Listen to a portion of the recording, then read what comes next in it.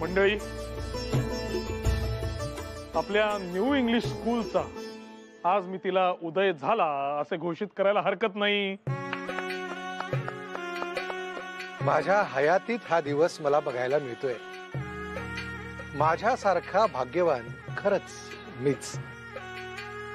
तुम्हा सगळ्यांचा निग्रह आणि अविरत प्रयत्न यामुळेच हे साकार होऊ शकलं. माझे खूप आशीर्वाद आहेत तुम्हाला सगळ्यांना. तुमचा मोठेपणा आहे काका. वा, एवढ्या या मंगल प्रसंगाची सुरुवात पेढे वाटून करूयात. हो निश्चितच. या या या या. मी सगळ्यांना पेढा वाटतो. काका, सर्वप्रथम तुम्हाला.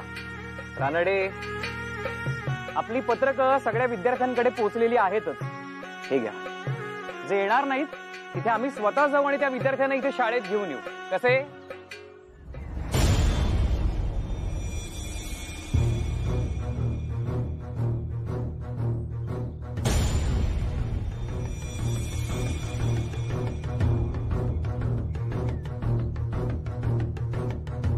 Surprise! What happened? Come on, I'm waiting for the sweets. I heard you guys are opening a school. And what is the name of your school? New English School.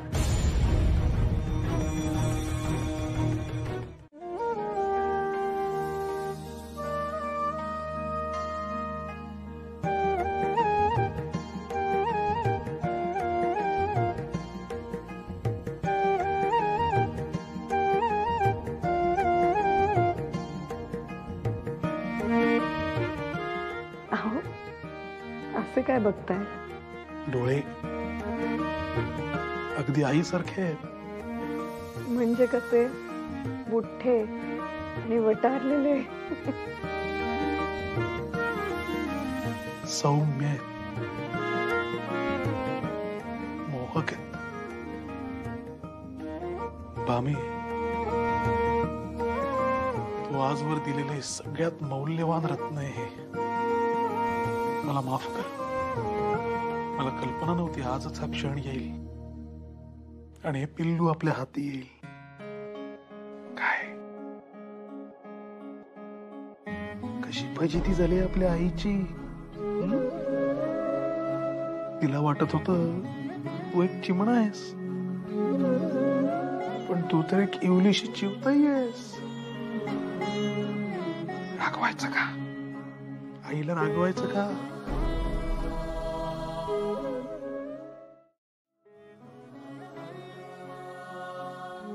असा चेहरा पाहिला ना की बाळणपणाच्या सगळ्या वेदना विसरून जायला होतात.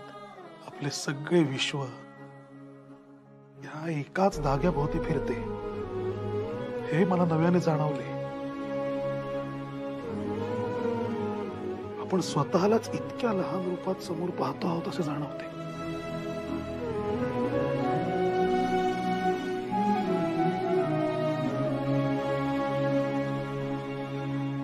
जगातली सगळी सुख एकीकडे आणि आई होण्याचं समाधान एकीकडे. काय मग जीवते, कोणासारख्या होणार तुम्ही? आईसारख्या का बाबांसारख्या? दोघांसारख्या.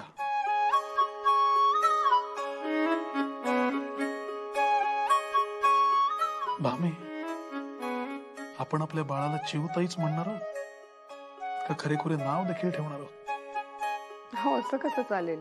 नाव तर ठेवावंच लागेल ना. काय ठेवायचं? काय विलक्षण योगायोग आहे बघ. आजच नवीन शाळेचे उद्घाटन झाले आणि आजच आपले पिल्लू देखील जन्माला आले. एक कल्पना आहे, शाळेत ज्या पहिल्या विद्यार्थ्याने नाव नोंदवले त्याचे नाव ठेवूया. अगं बाई, किती छान कल्पना आहे. पण ते मुलाचं नाव असतं. अहो बळवंतराव, अहो गणित कसली सोडवताय? विद्यार्थी आहात काय तुम्ही? शिक्षक तर आहे ना, आणि विद्यार्थ्यांना चाचणी परीक्षेत जे गणित सोडवायला देणारे आहे ते मला निम्म्या वेळेत तरी सोडवता यायला हवे, तरच त्यांना दिलेल्या वेळेत सोडवता येईल. अहो पण आपली परीक्षा आहे, त्यातून मार्ग काढा आधी. कसली परीक्षा? अहो नामजोशी हो, आपल्या इथे शिक्षक म्हणून रुजू होणार होते. हो आजच की. विसरा आता, मुनसबगिरी करणार आहेत ते. आताच कळलं मला. अहो एक खंदा आधार निखळला ना आपला. काय असे कसे करू शकतात ते? हाती घेतलेले कार्य असे अर्धवट टाकून ते मध्येच निघून जात आहेत. मला हे मूळ या नामजोशी, आम्ही तुमचीच वाट पाहत होतो. अगदी योग्य वेळी उगवलात. मी तर आपल्या काहीही सांगू नका. एकीकडे आमच्यासोबत राष्ट्रकार्य करण्याचे व्रत घ्यायचे आणि दुसरीकडे स्वतःचा स्वार्थ देखील बघायचा. का आम्हाला शक्य झाले नसते? पण आपण इथे कशासाठी आलो आहोत? बळवंतराव, एवढं चिडायला झालंय काय? वर मलाच हा प्रश्न विचारा आता. अचानक हे मुनसबगिरी करण्याचे डोक्यात आले कुठून? पर त्याची पूर्व कल्पना तरी द्यायची आम्हाला. हा बेफिकीरपणा मला मुळीच रुचलेला नाही. आणि बळवंतराव, जरा शांत व्हा, शांत व्हा. आपले ठरल्याप्रमाणे मी आजपासून शाळेत रुजूही झालो आणि आता पहिला वर्ग घेऊन येतोय. हे पा, हे मग हे हसताय का चिपळूणकर? काय म्हणतायत हे? बळवंतराव, नामजोशी माफ करा. अहो मीच थोडा दुष्टपणा केला हो. सकाळी आलो तेव्हा नामजोशी वर्गावर होते, तुम्ही तुमच्या कामात होतात. अहो म्हटलं जरा चेष्टेचा सडा शिंपडावा. वा वा वा वा. ओ शास्त्री बुवा, तुमच्यामुळे यांना टीकेचा धनी व्हावे लागले. नामजोशी माफ करा. तुम्ही आमच्या सोबत आहात याचा पूर्वीही आधारच वाटायचा, आजही आधारच वाटतो. बरं, आता उद्यापासून गोपाळराव देखील येतील म्हटल्यावर आपला रथ आणखी सुसाट धावेल. हो, पण त्यांची चेष्टा करू नका म्हणजे मिळवले काय? हो, अहो ते वेळेत आणि धडधाकट पोचले तर नशीब. अहो कुठे ते लांब पुण्याबाहेर घर घेतलंय. अहो येण्या जाण्यातच निम्मा जीव जायचा त्यांचा. ते एकदा आले की आलेच. हो नाही, खरंच आले. या बुवा. नमस्कार. खर तर तुमच्या स्वागतासाठी अत्तराची व्यवस्था करायला हवी. आत्ताच तुमच्याबद्दल विषय झाला. म्हटलं पहिला दिवस असूनही अजून आले कसे नाही? इतका उशीर कसा झाला? आता तुम्हाला तर माहितीये की ते लांबून यावे लागते. हा, पण आज शाळेत माझा पहिला दिवस असल्या कारणाने मी तुमच्या सर्वांसाठी मोदक घेऊन आलो. अहो मग हे आधी नाही का सांगायचे? वा, शास्त्री बुवा, मोदक आपल्या सर्वांसाठी आहेत, एवढं ध्यानात ठेवा म्हणजे झालं. नाही तुम्ही आधी घ्या, नाही तर पोटात दुखायचं आमच्या. या. वा वा वा. तुम्ही खाऊनच आला असाल. द्या हो.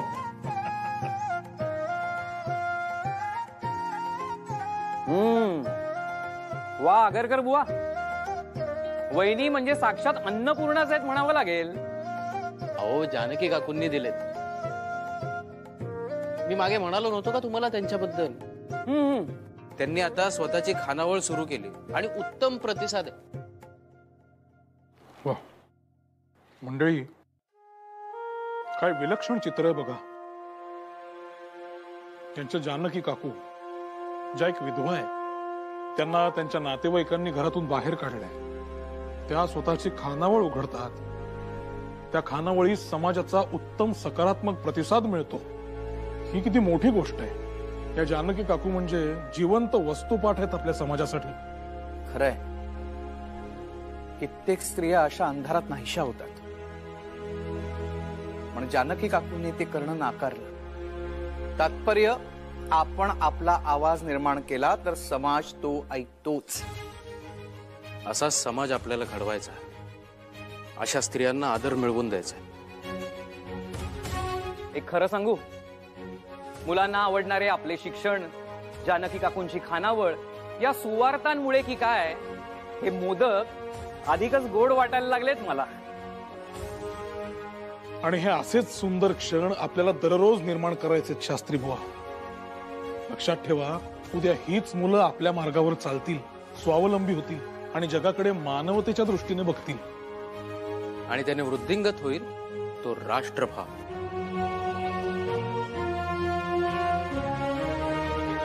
बळवंतराव, आर्थिक विवंचना काय असते याची कल्पना नाहीये तुम्हाला, तुमच्या सुदैवाने.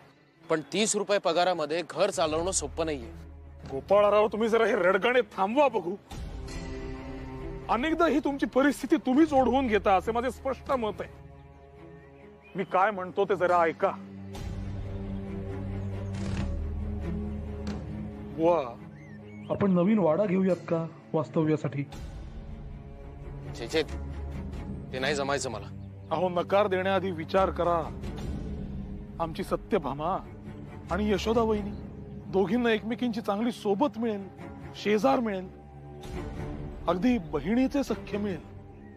म्हणजे ती समस्या तर सुटली. आणि माझा स्वार्थ म्हणजे आपल्यालाही सोबत थांबता येईल, म्हणजे नव्या योजना आखता येतील, चर्चा करता येईल.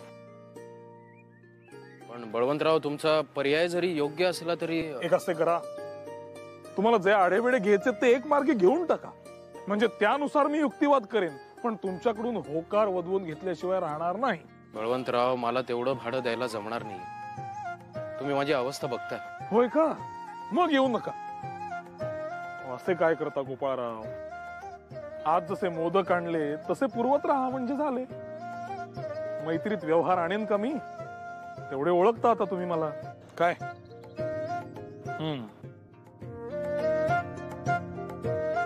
ठीक आहे.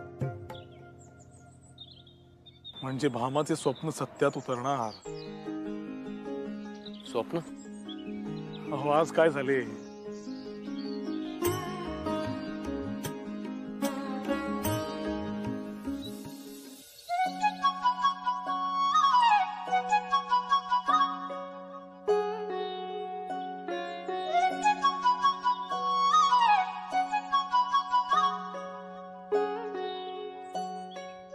अहो, काय झालं?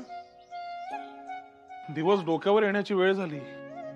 या आगरकर मंडळींचा काही पत्ता नाही अजून. येतील ते. तुम्हीच म्हणालात ना त्यांचं घर खूप लांब आहे म्हणून. आणि इतका सगळा संसार एकत्र घेऊन सोबत यायचा म्हणजे काही सोपी गोष्ट नव्हे ती. तेच तर भय आहे. संपूर्ण संसार एकत्र आणताना त्यांनी यशोदा वहिनींना पदयात्रा करत आणले नाही म्हणजे मिळवले.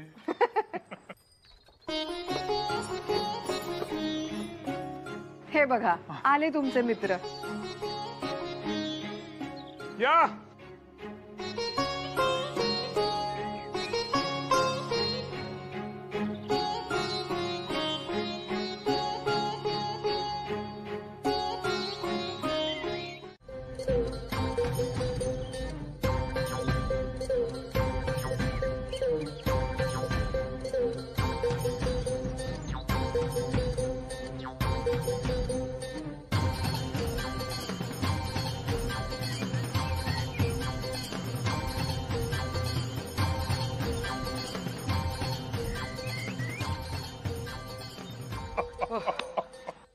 पाहिलं का महाराज?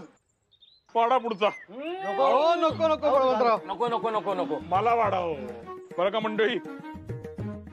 लाडू क्रमांक 21 माझ्या पोटात जाण्यास उत्सुक आहे. खातोय, पण त्याआधी हे जाहीर करा की बळवंतराव तुम्ही विजयी झालात आणि आम्ही तुम्ही विजयी झालात, तुम्ही विजयी झालात. 21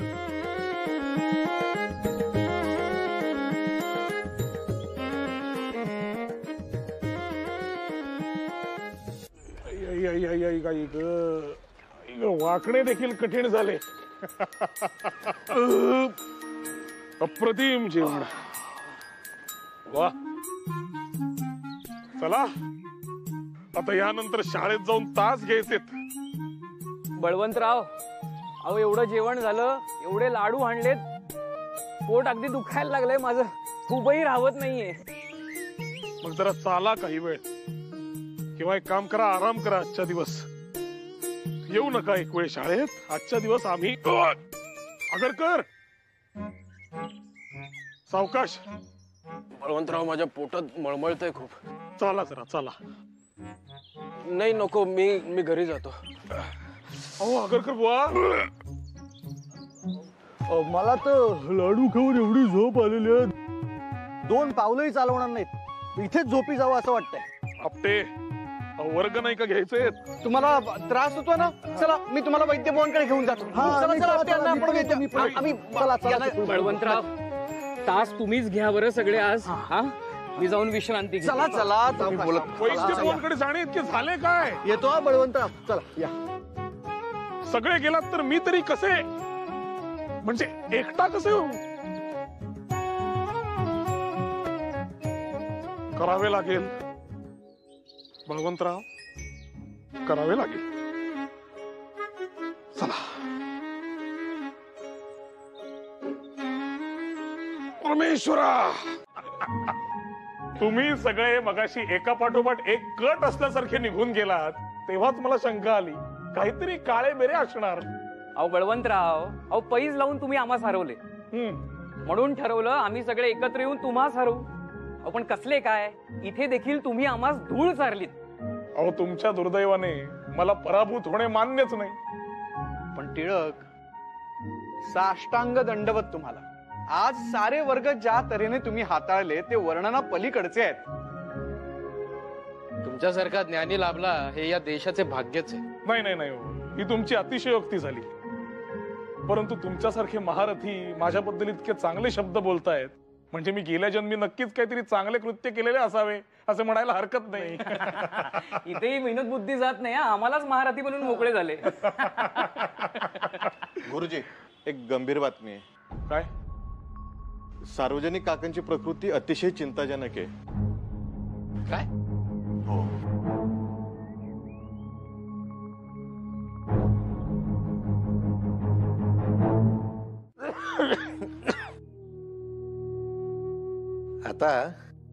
आता मागं फिरायचं नाही. आपल्याला नवीन क्षितिज खुणावतंय. त्या क्षितिजावर आपलंच नाव कोरलं गेलं पाहिजे. मला शब्द द्या की स्वराज्य निर्मितीचा ध्यास हा असाच पुढे चालू द्याल. त्यात तुम्ही कधीही खंड पडू देणार नाही. शब्द द्या मला. काका, तुमचे आशीर्वाद आमच्या पाठीशी पूर्वी देखील होते आणि आत्ताही आहेत, आणि त्या आशीर्वादांच्या बळावरच आम्ही हे कार्य करू शकतोय.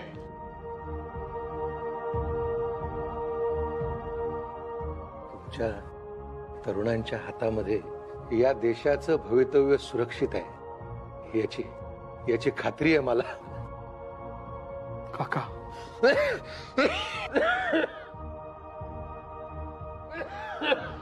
सावकाश.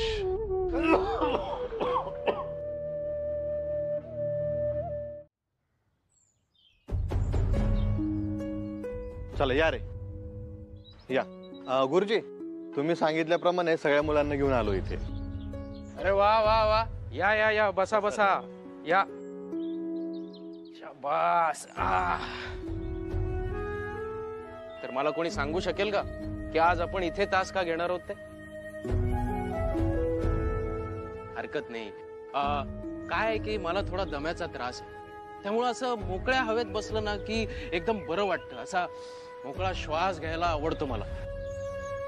म्हणून म्हटलं चला आज आपला मॅट्रिकचा वर्ग आपण इथेच घेऊया.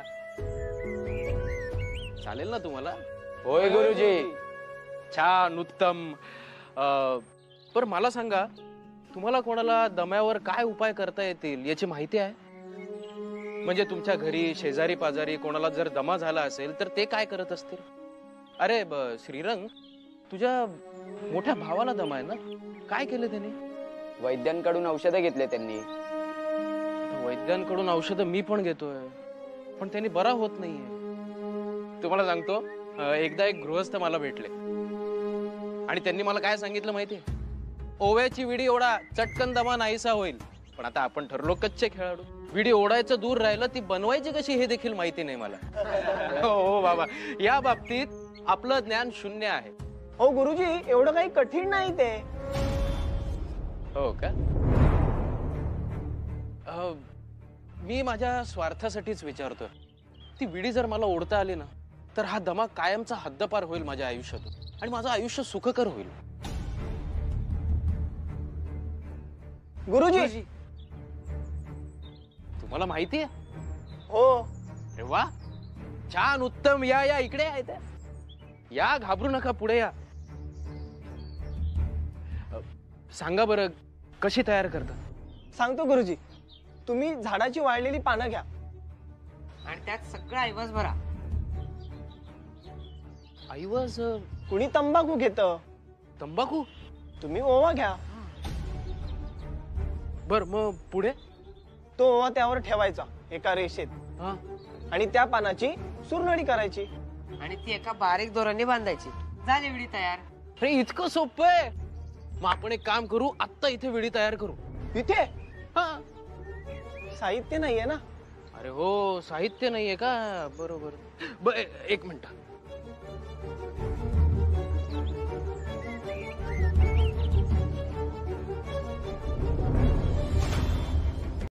ही अशी पिढी घडवणार आहोत आपण.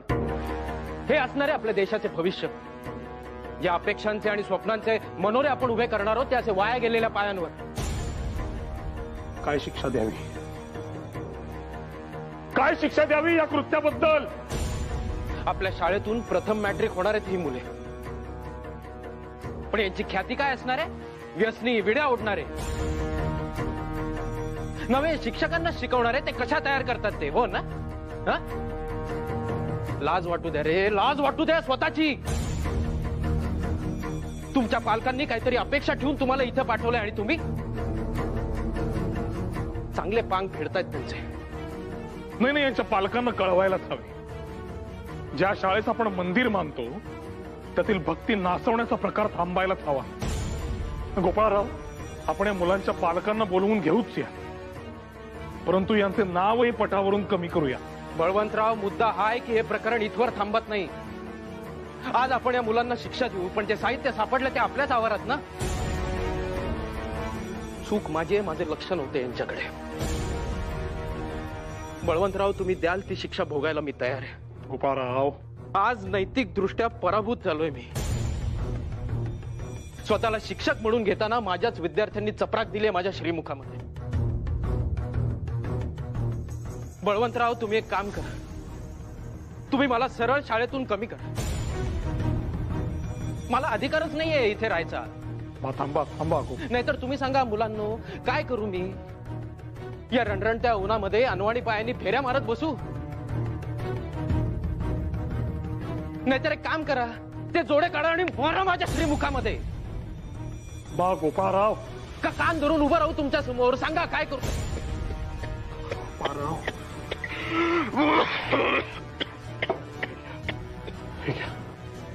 गुरुजी थांबा, आम्हीच चुकलो, आम्हीच फार चुकलो. आम्ही पाया पडतो. उठा आधी, उठा. हवं तर तुम्ही आम्हाला मारा, पण आमच्या घरच्यांना नका सांगू. का? हे दुष्कृत्य करताना लाज वाटली नाही? शिक्षा भोगायला का घाबरता? गुरुजी, अहो आमच्या घरी कळलं तर आमचं वाटोळ होईल,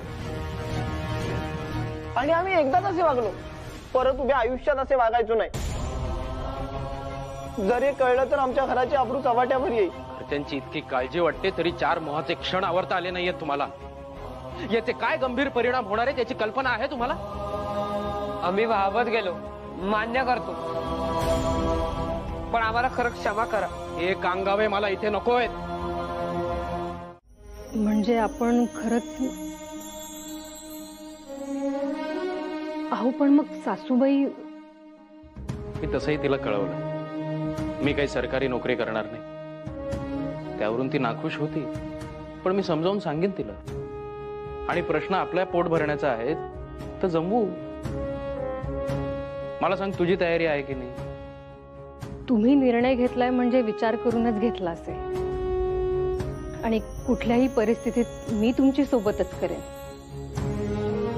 आणि कसं आहे, तुझंही मन इथे रमेल. कृष्णा सोबत आहे, तुला आधार आहे, आनंद मिळेल, आणि यातच मला समाधान आहे.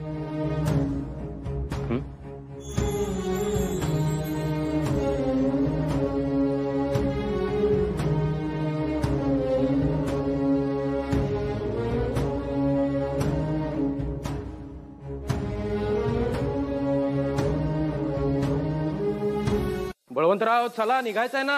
होय होय, चला. उशीर झाला का आपल्याला? नाही, सूर्य अजून झाडामागे गेलेला नाही. बरं मला सांगा, वहिनींची तब्येत कशी आहे? ठीक आहे. अरे देवा, काय हो, काय झालं? बरं आहे ना वहिनींना? होय होय, आजची टिप्पणी राहिली. काय तुम्ही बळवंतराव? हो, ती विसराय. ऐक. अहो काय हो? बसा इथे, बसा इथे. लागलाय का खूप? नाही नाही करता, जरा ठेच लागली, जरा कळवलं मात्र.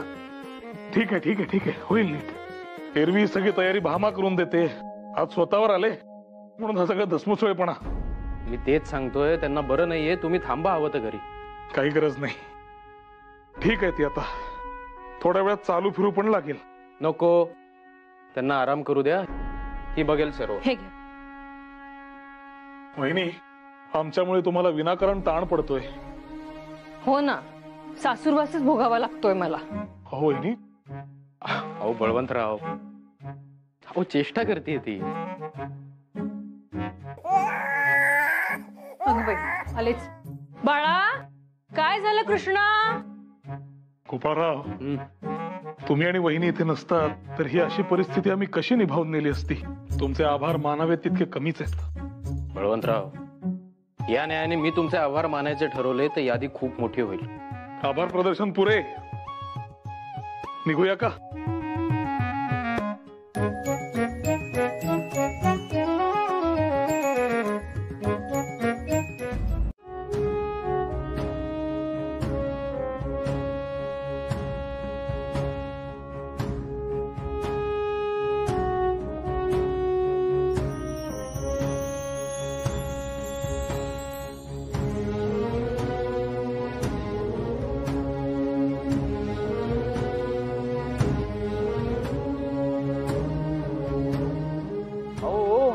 हो, बरे झाले.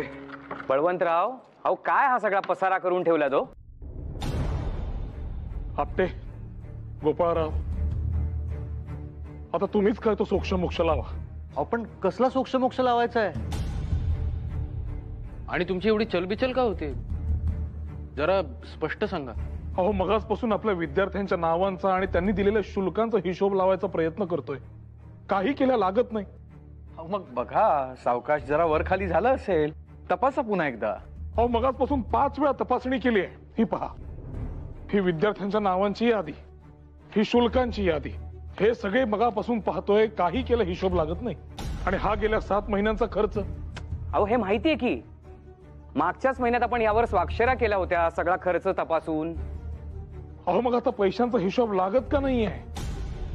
तब्बल 4 आण्यांचा हिशोब लागत नाहीये. 4 आणे. 4च आणे ना? मला वाटलं 5-7 रुपये गहाळ झाले का काय. 4 आणे का असे ना, पैसे गहाळ झाले हे चिंताजनक आहे. आणि मुद्दा 4 आण्यांचा नाहीच आहे, चोरट्या वृत्तीचा आहे. मध्ये शाळेत चिलीम सापडली, आता हे प्रकरण. काय चाललंय काय? सुदृढ समाजाची अशी पायाभरणी. काहीतरी चुकतंय बळवंतराव. आपण आपले पैसे सुरक्षित ठेवत असतोच, शिवाय आपण सोडून इथे दुसरं येतं तरी कोण?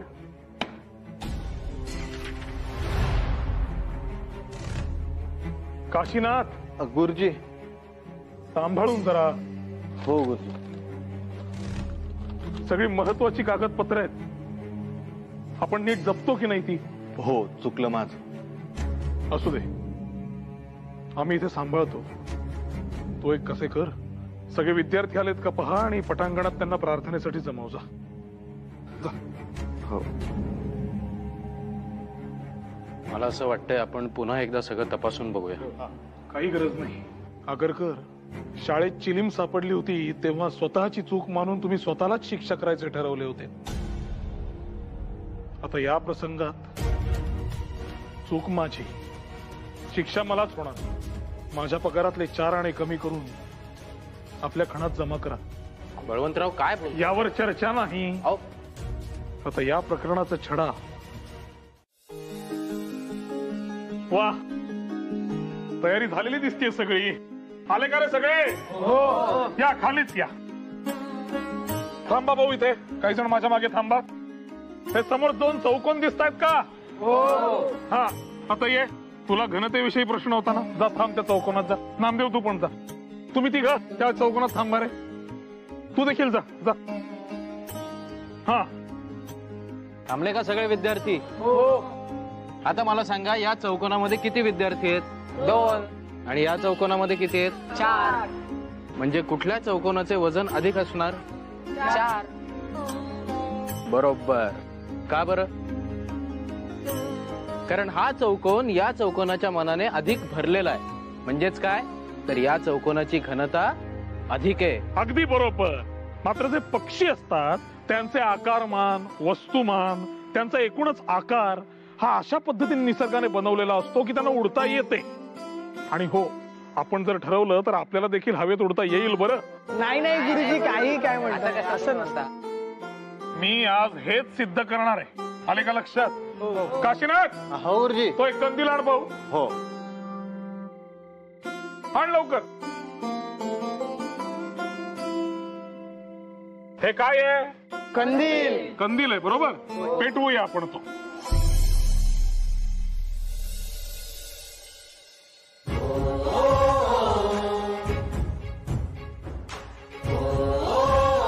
आता या आतील दिव्याच्या उष्णतेमुळे कंदिलाच्या आतली हवा गरम होते आणि त्यामुळे काय होईल, तिचा विस्तार होईल. त्याच क्षेत्रफळामधील हवेचे कण बाहेर पसरतील. म्हणजे सोपं आहे गुरुजी, म्हणजे आतल्या हवेची घनता कमी होईल. अगदी बरोबर. आणि कंदील उडणार. हा,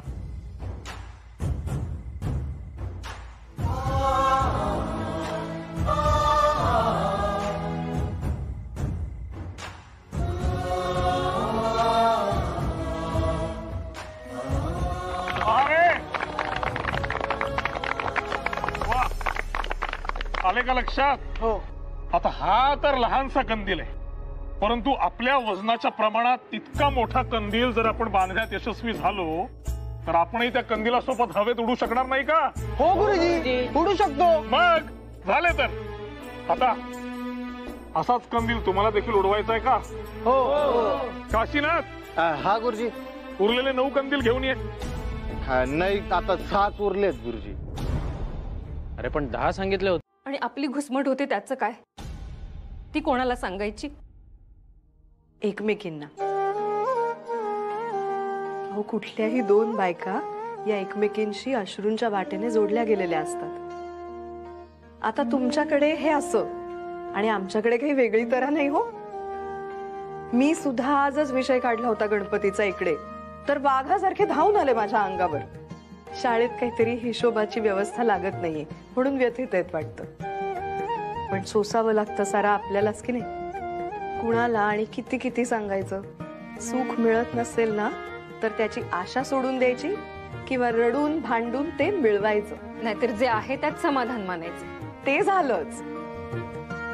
आणि मी काय म्हणते, आज कसा निरोप दोन्ही बिराडांचा मिळून एकाच घरी पाठवला की नाही, तसाच हा गणपतीचा सण सुद्धा आपण वेगवेगळा न करता एकाच बिराडी करायला काय हरकत आहे? हे सुद्धा तुमचंच घर नाही का? पण यांना चालेल हे? अहो, न चालायला काय झालं? आणि त्यांच्याच म्हणण्याप्रमाणे तुम्ही तुमच्या बिराडी कुठे करताय सण? सण साजरा करणार आहोत इथे. मग काय हरकत आहे? आणि भक्ती करायला भय कसलं म्हणते मी. आणि भाऊजी काही म्हणालेच ना तर मी सांगितले म्हणून सांगा. आणि तसंही हल्ली कृष्णा इतकी खोडकर झालीये की ती मला काही काम करूच द्यायची नाही. तेव्हा तुम्ही तिला सांभाळा, गणपतीचं सारं काही मी बघते. कसं चालेल. नाही तर उलट करायचं का? मी गणपतीचं पाहते, तुम्ही कृष्णाला सांभाळ. बरं. नाही नको, मीच सांभाळते कृष्णाला, तुम्ही पाहते काय गणपतीचं? नाही नाही नको नको, ते दोन्ही नाही काहीच. मारून मारून तुझी इतकी दुरावस्था करू की श्वास घेणे सुद्धा शक्य होणार नाही. तेव्हा तूच ठरव, शिकायचंय की जखमी व्हायचंय. हा पण गुरुजी, माझ्या घरात कोणी शाळेचं तोंड बी पाहिलेलं नाहीये. पुस्तक काळा असतं का गोरा असतं कोणाला माहित पण नाहीये. मी तर शाळेत गेलो तर सगळे हसतील मला, शेण घालतील माझ्या तोंडात. असं मग आमच्याकडे घेऊन ये त्यांना, आम्ही समजू. नाही नाही नाही नाही गुरुजी, नको. तुम्ही ना वाटत ती शिक्षा द्या मला, पण हे नका सांगू. या हातानं चोरी केली आहे ना, मग कापा हात कापून टाका, नाही तर मी ना माझी शिक्षा करतोय बघा. पण हे करायला सांगू नका, मी माझे डोळे फोडून घेतो. नाही नाही, हात जोडतो तुमच्या पुढं. शांत बैस. सोडा मला. शांत बैस.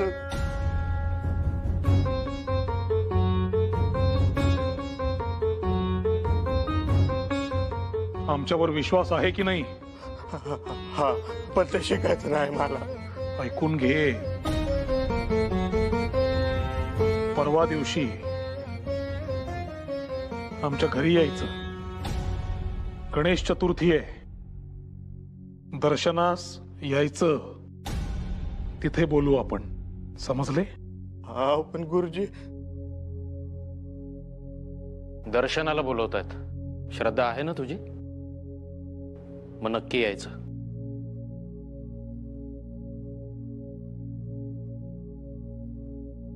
काय होत आई, आज इतका वेळ बरी झोपली ही? होय तर मी तर प्रार्थनाच करतेय की आज सारखी उद्या सुद्धा अशी झोपू दे शांतपणे, म्हणजे माझा सगळा स्वयंपाक नीट होईल. ते खरे आहे. आज हरतालिका आहे म्हणून विश्रांती आहे, उद्या मात्र सागर संगीत स्वयंपाक करायचा आहे. होय तर आता एकदा काहीची खीर झाली की मी मोकळी पाठ टेकायला. बरं फराळ केलात का? फडताळावर शेंगदाण्याचे लाडू ठेवलेत डब्यात, तेवढे घ्या. नको. अहो नको काय, उपासाला चालतात ते. माझा आज निर्जळी उपास आहे हरतालिकेचा. अगो बाई, निर्जळी? किती ते प्रेम म्हणायचं. प्रेम नाही अहो, काय ताई. मला तर अगदी लहानपणापासूनच या उपासाचं इतकं कुतूहल वाटायचं. आपल्या कुंकवासाठी आपण व्रत धरायचं ही कल्पनाच भारी गोड वाटायची मला. मला आठवते ना, तेव्हापासून हा उपास करतेय मी. मला देखील कुतूहलानेच करावं असं वाटायचं, पण यांना खूप ते व्रत, भावना समजून घेणं वगैरे हे काही माहीतच नाही. आणि कित्येकदा परिस्थितीच अशी असायची की आपसुकच उपास घडायचा. आज ठरवलं मुद्दाम उपास करायचा, व्रत म्हणून. नका वाईट वाटून घेऊ तुम्ही. परिस्थितीचं काय, ती ऊन सावली सारखी बदलते. इतके दिवस इतकं सोसलत म्हणून तर आता चांगले दिवस दिसतायत ना. बरं मी काय म्हणते, आता गणपतीची इतकी कामं आहेत, अगदी उद्यावर येऊन ठेपले हो गणपती. एकदा ही उठली ना वहिनी की आज जरा तुम्हीच भरवाल का तिला? त्यासाठी तर आले मी.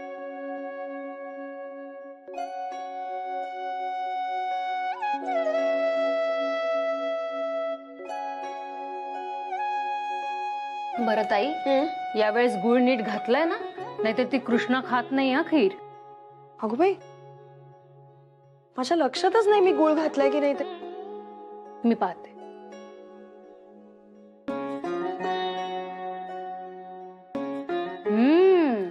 छान झाली आहे की, आणि काय सुंदर वास सुटलाय.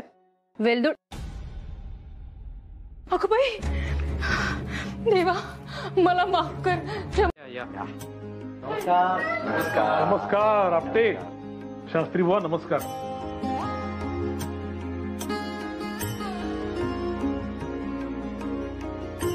गणपती बाप्पा मोरया.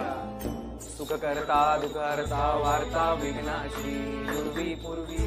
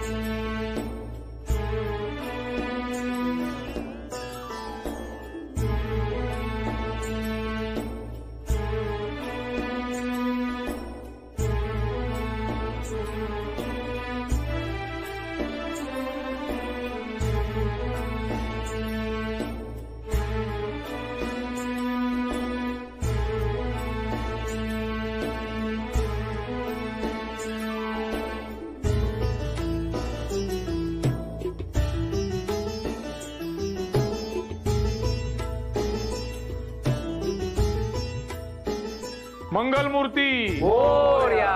गणपती बाप्पा मोरया.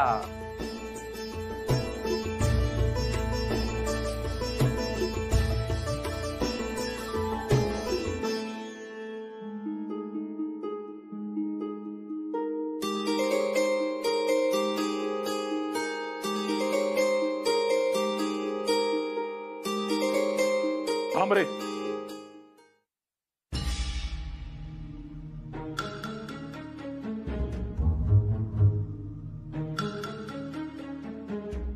काय करतोयस? ते फुलं वाहतो देवाला. का?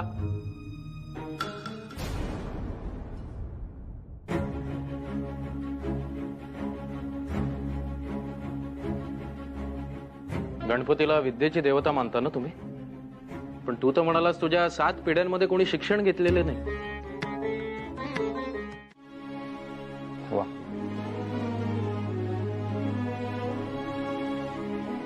होय.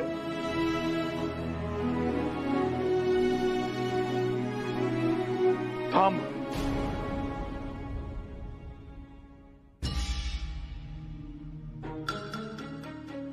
काशीनाथ, एक लक्षात ठेव, जिथून माणूस जागा होतो तिथेच त्याचा सूर्योदय होतो. आणि आज या मंगल प्रसंगी तुझा सूर्योदय झालाय. शिक्षणासाठी तयार झालेल्या काशीनाथने या विद्येच्या देवतेचे दर्शन घ्यायलाच हवे. फुल वाहा, दर्शन घे आणि तुझ्या नव्या आयुष्याचा श्री गणेशा कर. गुरुजी.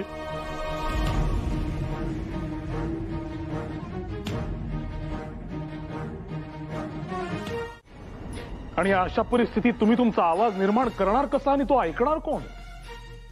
आणि आपण कोणालाही कुठलाही कायदा मोडून कार्य करा असे सांगू शकत नाही, कारण तो आपला मार्ग नव्हे. आणि आता तर आपण फडके गुरुजींसारखे बंड देखील करू शकत नाही. नाही, त्यांच्याशी तुलना नको करूया. आपण अतिसामान्य त्यांच्या पुढे. परंतु हे ब्रिटिश सरकार इतके निर्दयीपणे त्यांचे एडन कारावासात हाल करतंय. मृत्यू परवडला. पण बळवंतराव, तुम्हास कुठून समजले की काय फरक पडतो? परिस्थिती आपल्या हाताबाहेर आहे, हेच काय ते सत्य. छेव बळवंतराव, अहो आपण एवढे प्रयत्न करूनही काही होत नाहीये. मग काय उपयोग आहे या सगळ्याचा? बुरे बुवा, आपण सर्वांनी मिळून हा काटेरी मार्ग निवडलाय ना? का? कारण आपण हे जाणतो की याच्या शेवटी आशादायी पहाट होणार आहे. मग तो काटेरी मार्ग सर करताना ठेचा लागणारच हे का विसरतोय आपण? थोडक्यात हात आणि तोंड बांधले गेलेत, त्यामुळे जे चाललंय ते उघड्या डोळ्यांनी बघत बसा. वा वा वा आपटे, उत्तम उत्तम. हे असे संस्कार होणार असतील मुलांवर तर झालेच आपल्या देशाचे कल्याण. एक लक्षात घ्या, परिस्थिती ही कायम प्रतिकूलच असणार आहे, पण त्यात आपल्यातल्या तेजाचा सूर्य आपल्याला तेवत ठेवणे आवश्यक आहे. आणि तो जर तेवत राहिला तर बाहेरची काळ रात्र नाहीशी होईल. आणि तो सूर्य म्हणजे शिक्षण. आणि त्याचे हे प्रखर शस्त्र आपल्या हाती आहे. आता क्रांती घडवायची ती आपल्या विचारांनी.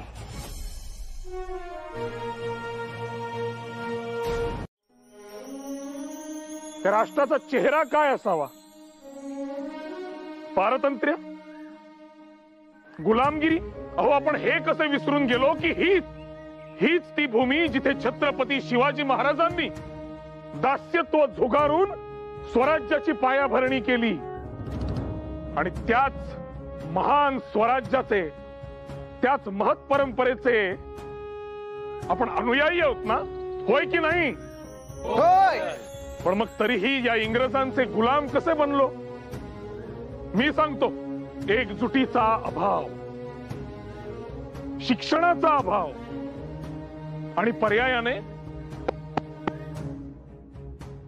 राष्ट्रप्रेमाचा अभाव,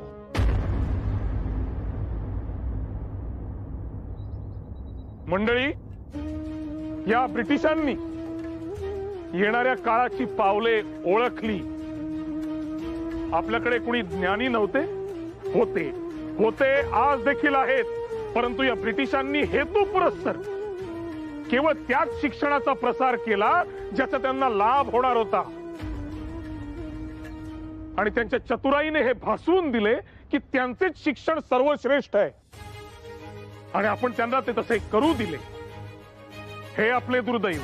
मंडळी, आपली संस्कृती आपल्याला काय सांगते? ज्ञानदान हेच सर्वश्रेष्ठ आहे. ज्ञानदान. ज्ञान मिळेल तिथून अवगत करावे, शक्य तिथे त्याचा प्रसार करावा. अहो, ज्या विद्येला आपण वंदन करतो त्याच विद्येचा हे ब्रिटिश व्यवसाय करतात. त्यांनी आपल्या देशात येऊन आपल्या मुलांना काहीही शिकवावे का? म्हणजे येणाऱ्या पिढीस, पुढच्या मुलांना आपल्या कुठल्याच गोष्टीचा अभिमान वाटू नये, त्याचे महत्व वाटू नये.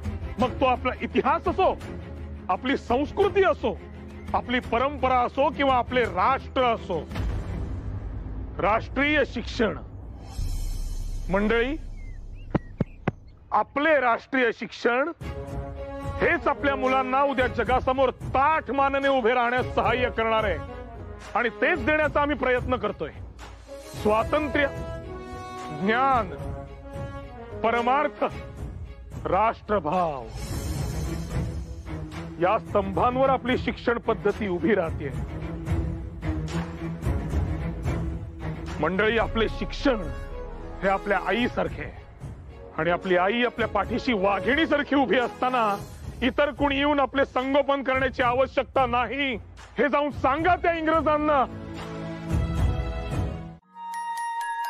ब्रिटिशांना हीच भाषा समजते. गोपाळराव, समजून घ्या.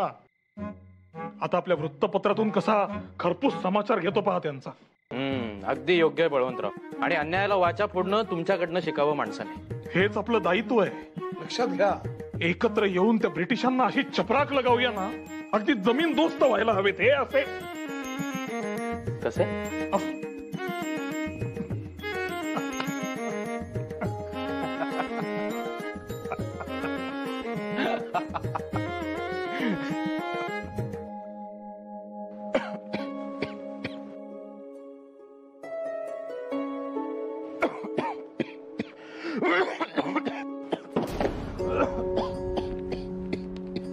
गोपाळराव, हो सावकाश.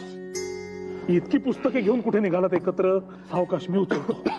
हो, त्या लेखासाठी बरेच संदर्भ लागणार होते, म्हणून म्हटलं एकाच खेपेत न्यावी. हो, बरोबर आहे. पण असा जीवाला त्रास देऊ नये करतात का? घ्या पाहू. काल रात्री देखील उशिरापर्यंत लिखाण करत होतात. हे नेहमीच झाले तुमचे. थंडी आणखी वाढली आहे. काळजी घेतली नाही तर बाधेल आणखी. तब्येतीचं कौतुक करण्याचा माझा पिंड नव्हे. या, बसा पाहू. आपला साधा नियम आहे. ध्येय गाठायचे असेल तर परिश्रम घ्यावे लागतील. आणि माझा साधा नियम असा आहे की शरीर उत्तम असेल तरच बुद्धी तल्लख राहील. आणि अशक्य असे ध्येय सुद्धा साध्य करता येते. आता तुमच्याशी वाद कोण घालणार? नुकतीच अद्दल घडली मला.